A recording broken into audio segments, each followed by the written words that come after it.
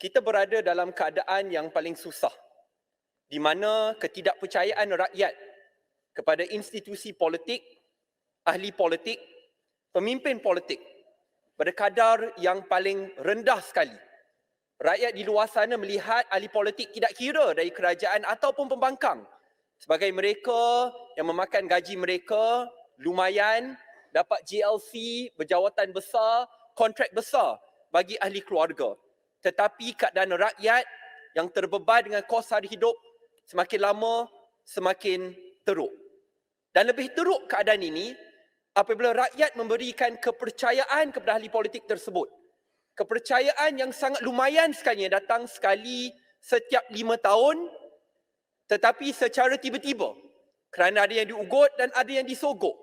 Kerana jawatan dan pangkat, mereka sanggup mengkhianati mandat yang begitu lumayan tersebut hanya kerana ingin membantu si pencantul kuasa kekal bermaharajalela.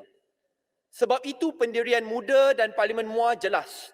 Kita menyokong penuh usaha kerajaan untuk melaksanakan pindaan perlembagaan untuk menghenti kuasa si pencatur kuasa ini untuk terus bermaharajalela. Ini adalah permulaan penolakan sistem politik yang membenarkan si pencatur kuasa untuk terus bermaharajalela. Ini adalah permulaan untuk kita kembalikan semula kuasa kepada rakyat. Naratif di mana rakyat yang berkuasa bukan si pencatur kuasa.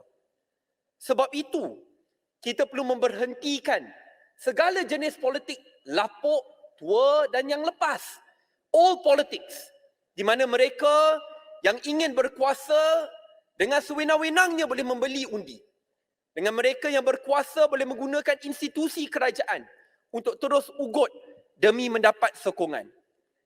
Sebab itu Tuan Yang di-Pertua, sokongan ini walaupun adalah permulaan tidak boleh dijadikan pengakhiran. Saya rasa apa yang telah dilakukan oleh Yang Amat Berhormat Perdana Menteri melalui usaha bipartisan ini perlu dipuji dan perlu diteruskan bagi inisiatif-inisiatif yang akan datang.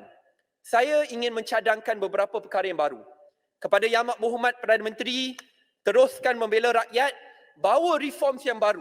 Usah fikirkan soal pilihan raya, betulkan negara dahulu, bukan PRU.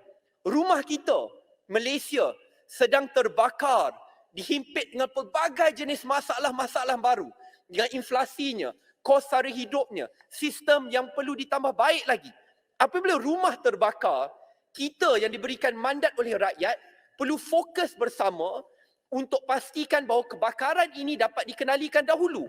Tetapi malangnya, segelintir pimpinan daripada pihak kerajaan, UMNO khususnya, bukan ingin fikirkan jalan untuk berhentikan api yang membakar ini, tetapi ingin memikirkan dan bergaduh siapa yang ingin jadi ketua rumah kepada rumah yang sedang terbakar ini. Saya ingin cadangkan, kerajaan pembangkang sebelum fikirkan soal PRU, bawa reforms yang baru. Akta pendanaan politik yang wajib dilaksanakan.